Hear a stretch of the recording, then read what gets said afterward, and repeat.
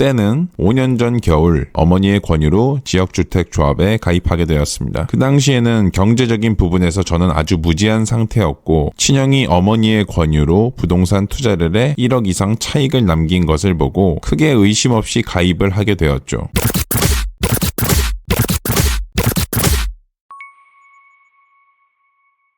안녕하세요. 경제적 남자입니다. 아시는 분들에겐 정말 유명한 말이죠. 지역주택조합은 원수에게 소개하라. 말도 많고 탈도 많은 지역주택조합의 진행 과정과 주의해야 할 것들에 대해 공유해드리려 합니다. 실은 저도 지역주택조합원이거든요. 실제 조합원인 저의 생생한 스토리와 함께 지주택을 파헤쳐 보겠습니다. 오늘도 어김없이 고정 댓글에 차례별로 정리해뒀고요. 이런 세심한 배려, 경제, 자기개발 유튜버 경제적 남자 기억해 주시고 바로 시작해보겠습니다. 지역주택조합 절차는 12단계로 나눌 수 있는데 각 차례별로 설명해드리면서 제 이야기도 같이 말씀드려 보겠습니다. 1단계 지역주택조합 추진위원회 구성. 사업 대상 토지가 정해지면 앞에 가칭이 붙고 지역주택조합 추진위원회가 구성됩니다. 최소 20명 이상 모여야 하고 해당 사업지에 대한 토지 사용 승낙서, 기본 설계와 사업성 검토를 합니다. 2단계 조합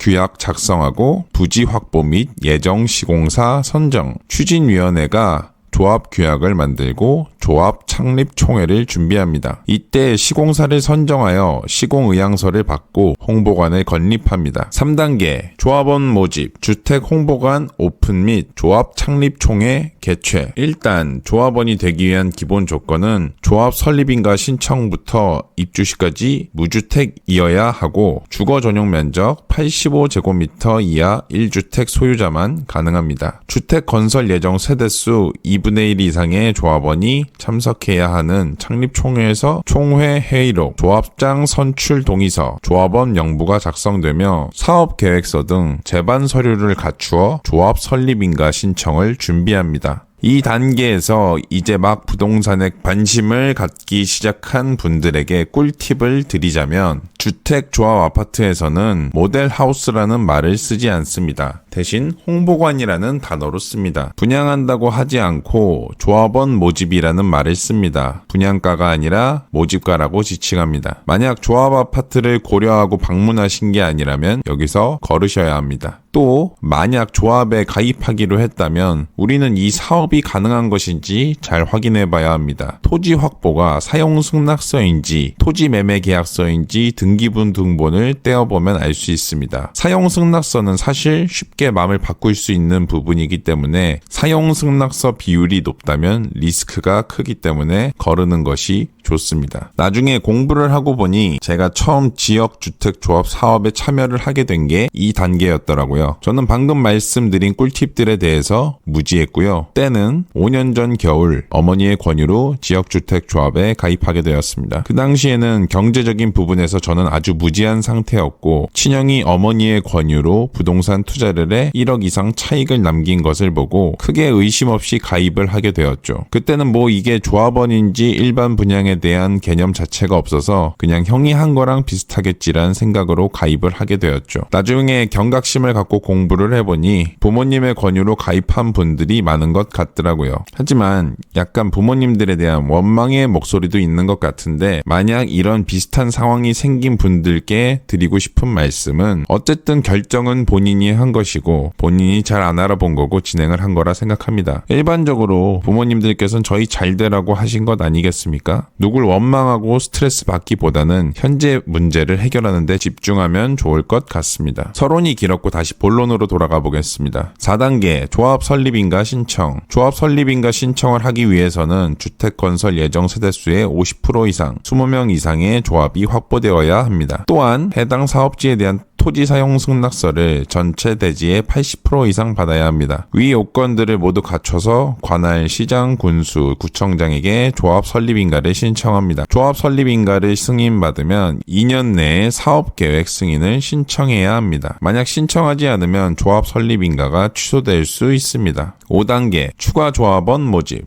지역주택조합의 경우 조합 설립인가를 받은 후부터 원칙적으로 조합원을 교체하거나 신규 모집할 수가 없습니다. 다만 조합원 수가 주택 건설 예정 세대수를 초과하지 않는 경우 시장 군수 구청장에게 추가 모집을 승인받을 수 있고 조합원의 탈퇴, 사망 등 이유로 주택 건설 예정 세대수 50% 미만인 경우에는 예외로 가능합니다. 6단계 토지 소유권 이전. 조합은 토지를 매입하거나 토지주들에게 소유권을 이전받아 전체 사업 대상 토지의 95% 이상 토지 소유권을 확보해야 합니다. 95% 이상의 토지 소유권을 확보해야만 사업 계획 승인을 신청할 수 있습니다. 여기서 팁을 드리자면 대부분 지역주택조합은 여기까지 가지 못합니다. 왜냐면 95% 이상 토지 소유권을 확보하는 일은 정말 어려운 일입니다. 만약 간다면 어느 정도 안심해도 괜찮습니다. 7단계 사업계획 승인 신청.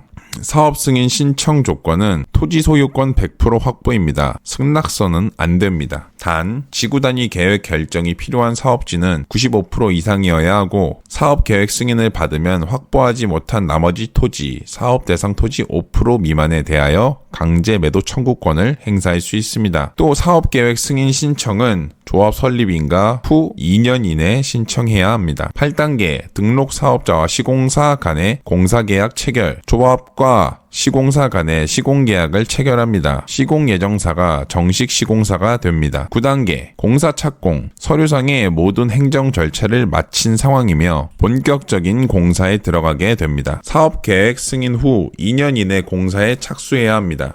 1년 연장은 가능합니다. 여기서 다시 또 제 이야기를 말씀드리자면 현재 제가 속해 있는 조합은 사업 계획 승인을 받은 것까지 와 있습니다. 다른 조합에 비해 5년 만에 여기까지 온 거면 양호해 보이긴 하나 제가 가입한 조합은 사업 계획 승인을 받은 지 현재 2년 정도가 흐른 상황입니다. 아직 착공을 못하고 있죠. 승인을 받고도 2년 동안 조합 운영 자금에 대한 의혹이나 이런저런 이유로 계속 싸우고 서로 고소도 하고 조합장도 교체되고 현재는 추가 분담금을 내고 이러고 있습니다. 어쨌든 공부한 바로는 지금 제가 속해 있는 단계는 안심할 수 있는 단계이긴 하지만 사업계획 승인이 났는데도 2년이나 지나고 쉽지 않은 것 같습니다. 저도 끝까지 아직 완주한 상황은 아니니 이후 단계가 궁금하신 분들이 많으면 다시 영상 만들어 공유하겠습니다. 자, 다음 10단계 잔여 물량, 일반 물량. 사업계획 승인 신청 전 조합원 모집을 모두 마쳤다면 일반 분양 물량이 없을 것입니다. 잔여 물량이 있으면 시행되며 분양가는 조합원 모집가보다 일반적으로 비싸게 책정됩니다. 11단계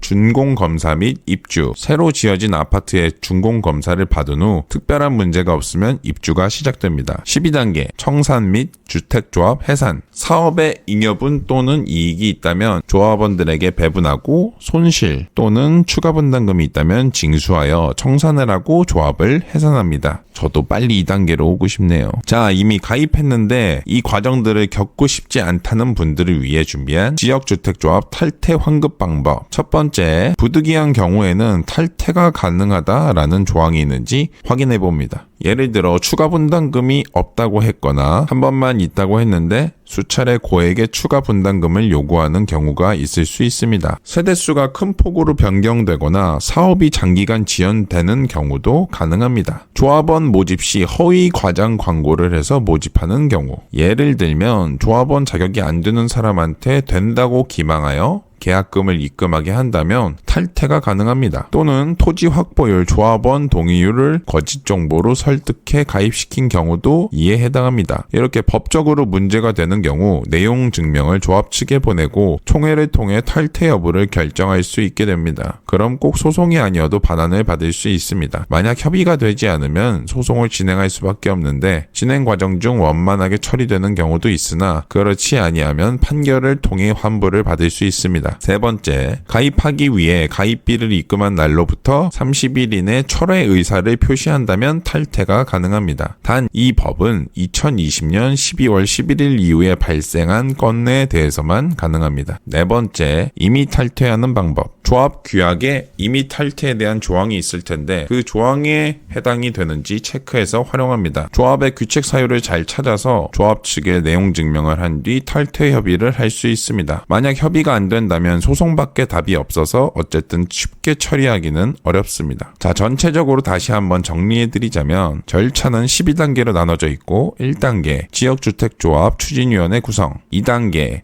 조합규약 작성하고 부지 확보 및 예정시공사 선정, 3단계 조합원 모집, 주택홍보관 오픈 및 조합 창립 총회 개최. 여기서 꿀팁을 활용해 지역주택조합과 일반 분양을 잘 구분해 투자하시고요. 4단계 조합 설립인가 신청, 5단계 추가 조합원 모집, 6단계 토지 소유권 이전. 2단계까지 왔다면 어느 정도 안심해도 괜찮습니다. 다만 여기서 잘못되는 경우가 많습니다. 7단계 사업계획 승인 신청, 8단계 등록 사업자와 시공사 간의 공사계약 체결, 9단계 공사 착공, 10단계 자녀 물량 일반 분양, 11단계 준공검사 및 입주, 12단계 청산 및 주택조합 해산. 그리고 지역주택조합 탈퇴 환급받는 방법. 1. 부득이한 경우에는 탈퇴가 가능하다라는 조항이 있는지 확인. 2. 조합원 모집 시 허위 과장 광고를 해서 모집하는 경우. 3. 가입비를 입금한 날로부터 30일 이내 철회 의사 표시를 한다면 탈퇴가 가능. 4. 이미 탈퇴하는 방법. 자, 이렇게 지역주택조합에 대해 알아봤는데요. 아무래도 전문 시행사가 아니고 조합원들끼리 사업을 진행하다 보니 미흡한 점이 많을 것입니다. 그래서 사업이 지연되는 경우도 많고 거의 추가 분담금이 발생하는 것 같습니다. 그러면 나중에 입주를 할 때도 어떤 경우는 일반 분양보다 비싸게 들어가는 경우도 있고 사업이 무산된다면 이미 투자한 종잣돈을 손해볼 수도 있고요. 만약 제가 이런 정보를 갖고 있었다면 가입하지 않았을 것 같습니다. 자, 제가 오늘 공유해드린 내용 참고하셔서 현재 직면하신 문제 해결에 도움이 되셨으면 좋겠고요. 여러분의 노력과 열정에 행운이 가득하기를 바랍니다. 또 다른 경제, 재테크, 자기개발 컨텐츠 받아보고 싶으시면 구독, 좋아요, 알림 설정 부탁드리고 경제적 남자였습니다.